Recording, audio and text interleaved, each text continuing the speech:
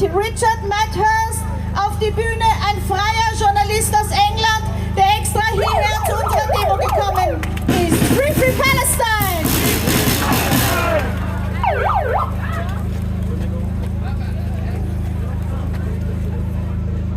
Thanks to all the organizers for having me. And it's a good turnout. It's a good turnout. But we're all very upset about what's happening in Gaza, what's happening at Rafah. And it's disgusting that they can't even bring themselves to talk about a ceasefire. Like, they'll say, don't invade Rafah, but you can go and destroy the rest of Gaza. So now it's about the last bit of Gaza that they haven't destroyed yet. I find this disgusting. I find this ridiculous. And it's so emblematic of how corrupt and sick these people are. They are sick. They are evil.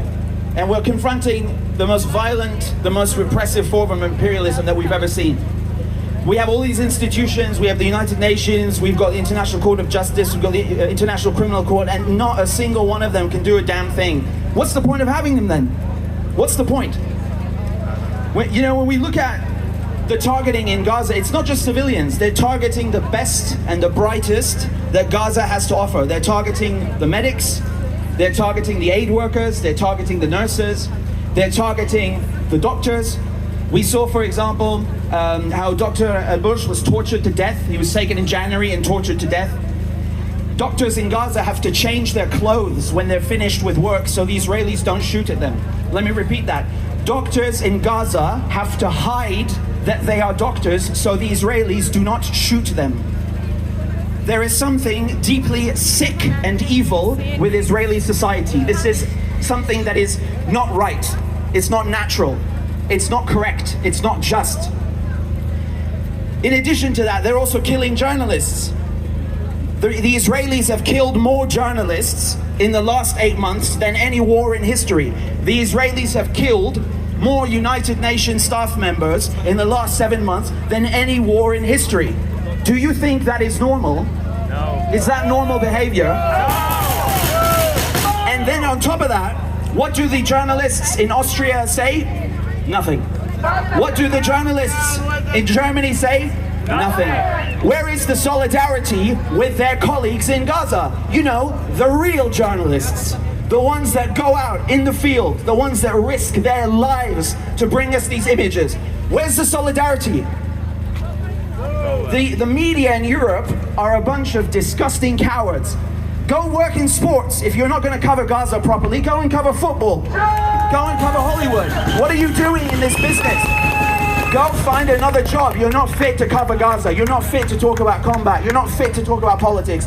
Get another job. You suck. And then on top of that, they have the nerve to call Palestinians who are Semites anti-Semitic.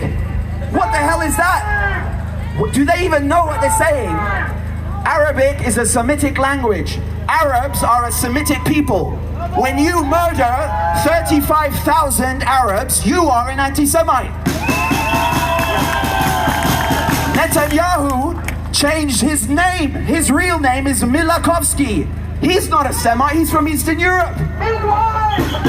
Every single Israeli prime minister has changed their name to sound more Jewish, to sound more Middle Eastern. They're pretending to be Semites so they can colonize the land. How pathetic is that? And then on top of it, we should not forget, this is the place where they invented modern anti-Semitism. So the media in Austria, in Germany, who perfected the art of anti-Semitism, have the nerve to turn around and call Palestinians anti-Semitic. There's something wrong with these people. There is something very wrong with them. They are the biggest hypocrites on the face of the planet. Any journalist in Austria has no right to call a Palestinian an anti-Semite. No right. This is the country that says, instead of we are going to atone for our sins, we'll let the Palestinians pay for it. Hold on a second. What do Palestinians have to do with the Holocaust? Palestinians did not go and send Jews to the gas chambers. Palestinians did not put Jews in camps. Why are you making them pay for your crimes? What is that? Arabs will not pay the bill for your atrocities. Let's make that clear. If they knew any history, they would know how The Muslims protected the Jews of Andalusia when they were persecuted by the Christian Europeans. If they knew history, they would know that Christians and Muslims and Jews have always lived next to each other in peace because they come from the same area. The problem with Zionism is a problem with European colonialism. Israelis are not from this region. They are colonizers. They are invaders. The Arabs have no problem with Jews. There is no problem between Arabs and Jews. Stop talking about them like they're two separate groups. They're not. If you want to talk about who this land belongs to, I'm sorry. If we got to look at who is more closely related to Moses and Abraham, it's going to be the Palestinians, not someone called Milakovsky from Eastern Europe. We should also remember that many people here today that are speaking alongside me are Jewish as well. Many of the people that are standing with us in solidarity are Jewish. Many of the students in America and England are Jewish, because there is a division, there is something different between Zionism and Judaism. When I tell you Israelis are war criminals and then you come and tell me that's anti-Semitic, you're being anti-Semitic by associating Jews with that bullshit. So we have to stop talking about the Holocaust as if Palestinians had anything to do with that. The Israelis planned this stuff well in advance. The first Israeli Prime Minister, Ben-Gurion, wrote a letter to his son in 1937. And he told his son in 37, this is before World War II, he said, we have to expel the Arabs from the Negev desert, from the Naqab. We have to take their land, and any state that we get, we will use to take even more land. They planned this stuff 100 years ago. The Israelis invented modern terrorism. The Israelis put bombs in London. The Israelis murdered British soldiers and British civilians and British civil servants. The Israelis murdered anti-Zionist Jews. The Israelis murdered Arabs and took their villages. The Israelis went and blew up the King David Hotel. They attacked the USS Liberty. They are friends of no one. They only care about themselves. They don't care about the West. They don't care about Americans. They don't care about people in Britain. They don't care about you. They will kill you in a heartbeat. Look at how they kill all these Western aid workers that go to help Palestinians. You don't stand a chance. They do not care. They invented all these modern electro bombs and sent them around. They even tried to kill Winston Churchill while he was fighting the Nazis. Unbelievable. They even tried to kill the US president. When you learn the history of the IDF, which used to be called the Haganah, the Irgun, the Lehi, you will understand the brutality that we see today in Gaza. You will understand why the Israelis are so violent. They have always been this way. Even before they had in Israel, they murdered diplomats, they murdered everybody who gets in their way. Never forget this. And so when we look at international law is very clear. International law doesn't say, well, you can fight someone who invades your country unless they're Jewish.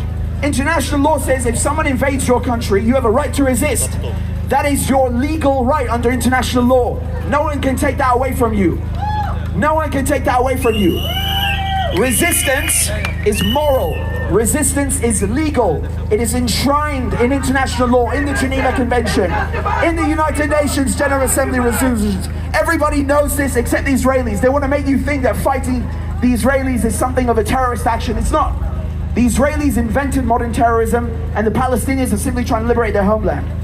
So when we hear the media saying, well, Palestinians are terrorists, when we hear the media saying all these nasty things, you have to remember that Western mainstream media is a minority, okay? This is a minority opinion.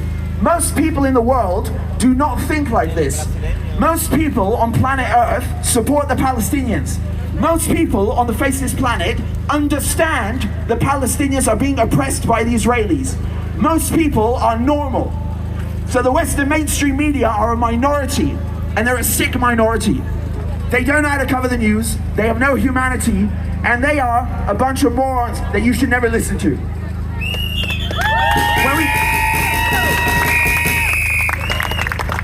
When we talk about the Palestinian factions, you know, they want to demonize anybody who protests. So if you come out here today with your flags, they'll say, well, you're anti-Semitic.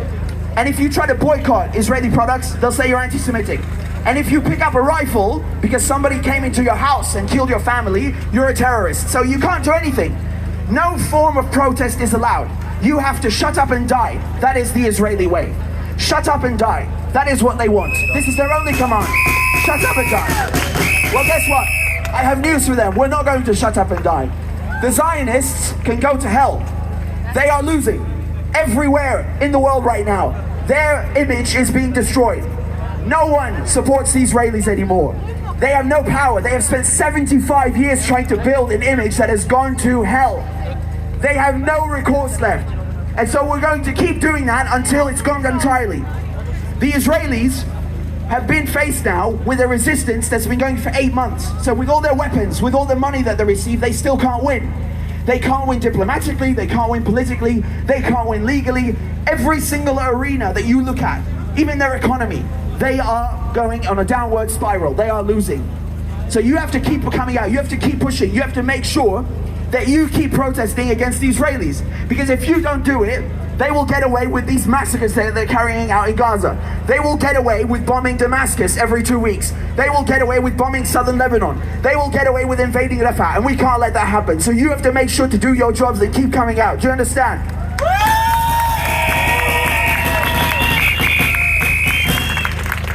And I'll just say another thing, okay? Because we know how the West have been programmed into supporting Zionism. They think they're on the right side of history. Well, I'll just say this.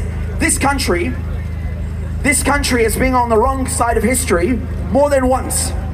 I advise this country not to do it again, okay?